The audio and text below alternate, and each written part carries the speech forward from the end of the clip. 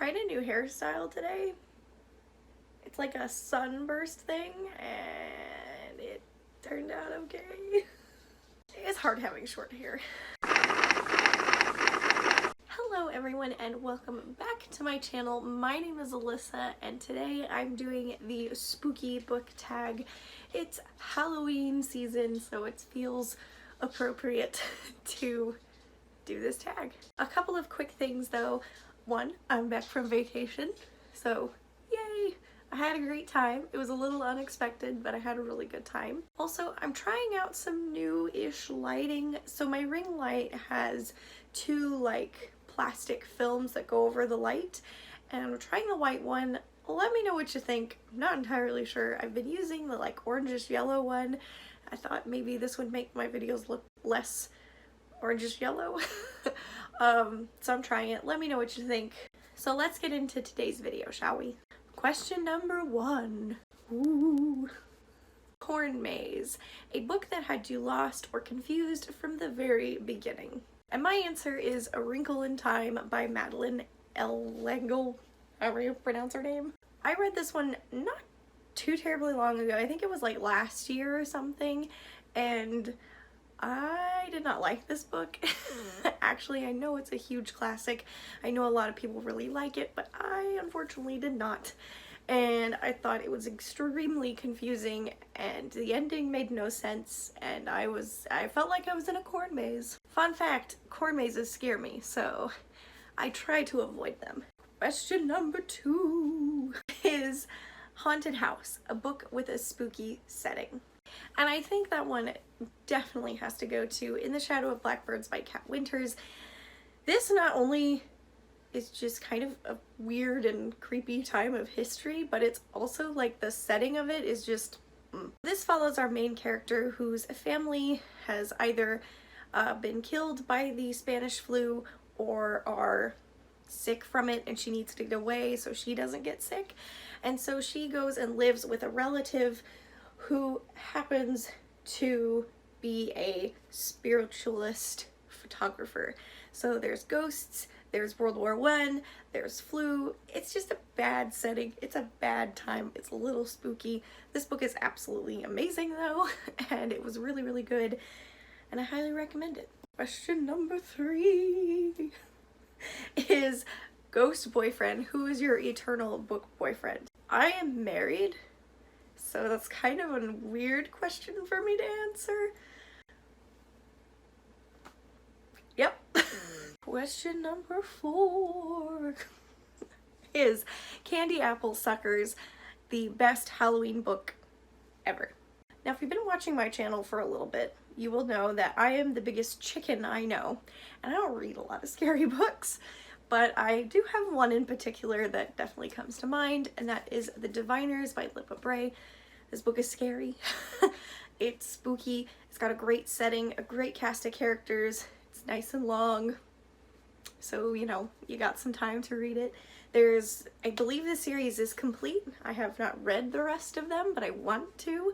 But again, big chicken. This follows Evie O'Neill, who happens to have a ability that when she touches objects from other people, she learns secrets and pasts just from that object. And she gets tangled into a big mystery involving a very scary serial killer, murderer, potential demon.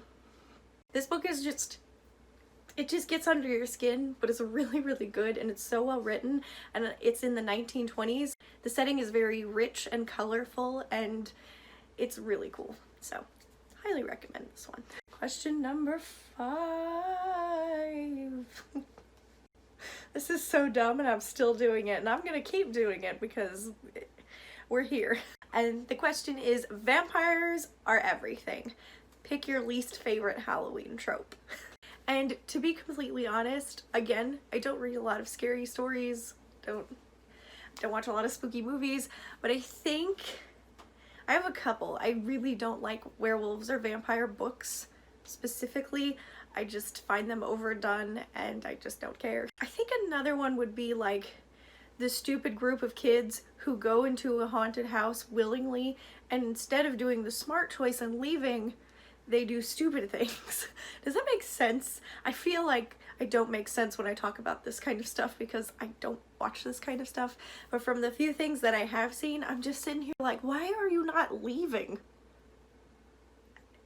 If it was me, I'd be running for the hills, crying, screaming, all of the above.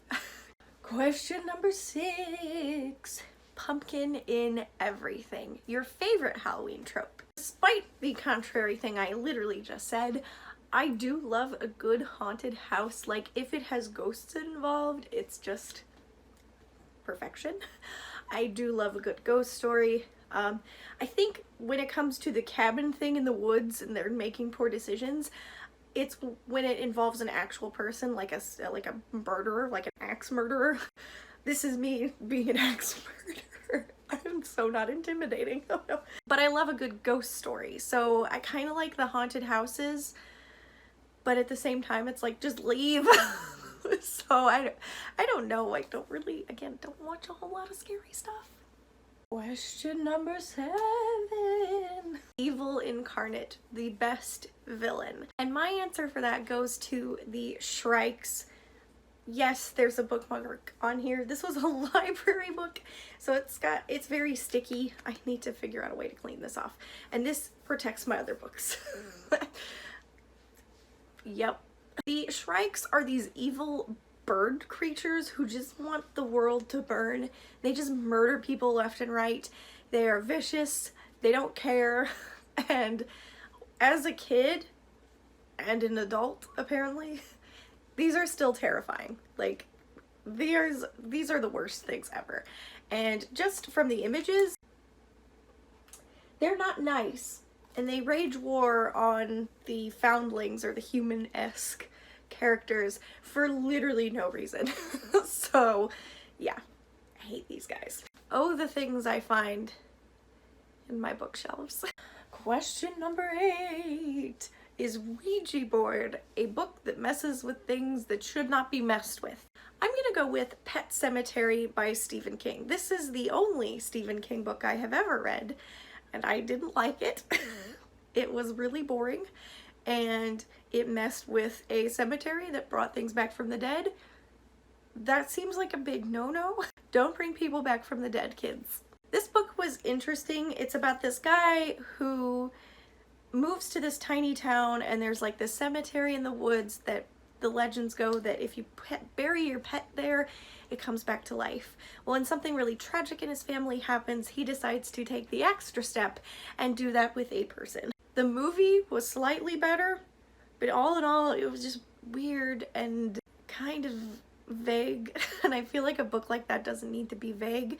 Another thing that frustrated me with it is the villain was so hyped up and was only there for a chapter. Yeah, not my jam. Question number 9 is full moon. What character do you turn into on a full moon? This is kind of a dumb question. I'm sorry. What? I don't quite understand what that means, so I'm gonna roll with none, because I'm just me. There's no character that I'm like, really wish I could turn into that one when the moon's full. I like where I'm at just fine. Question number 10, All Hallows Eve. So this world and a fictional world have meshed together. Which book world do you want it to be? They all suck. I'm gonna go with Sorcery of Thorns for a few reasons. 1, library with talking books. Yes, please. Magic. It's number 2, okay? 3, when the worlds do collide, we have the means to keep everybody safe because they are trained to take care of the demon books. So we wouldn't be left going, what do we do? We would have solutions, so it would be okay. And this book was really good, by the way. So go read it. It was really good. Question number 11, Voodoo Doll. What author would you like to take control of and have them write whatever you want? This is very dark. I'm actually gonna go with Patrick Rothfuss, who wrote The Name of the Wind, and I would make him write the next one. I'd be like, please, just write the 3rd book. So that's what I'd do. Number 12, Black Cat. What are some red flags that you look out for when you first start a book? And I think there's a couple of them, but the main one that I can think of off the top of my head is overconfident characters. If the character, like the lead character, comes off really cocky in the beginning, I'm not for it. Have some humility and please make me like you at least a little bit, because in real life, if I was hanging out with someone who's like, I am the strongest, I have all the magic, everyone should fear me, I would not want to hang out with that person. And if I don't want to hang out with that person, I definitely don't want to read about that person willingly. Question 13, Witch's Brew. A book that had so many different components and elements that ultimately ended up pretty magical. And for that, I'm gonna go with Throne of Glass by Sarah J. Maas. This has assassins, princesses, magic, demons, and romance, and it all works. Not every book in the series is fantastic, but overall, it really works, and it's pretty great. Most people have read this, but if you haven't, I highly recommend it. The series is done. You don't even have to wait. So those were all the questions in the spooky book tag.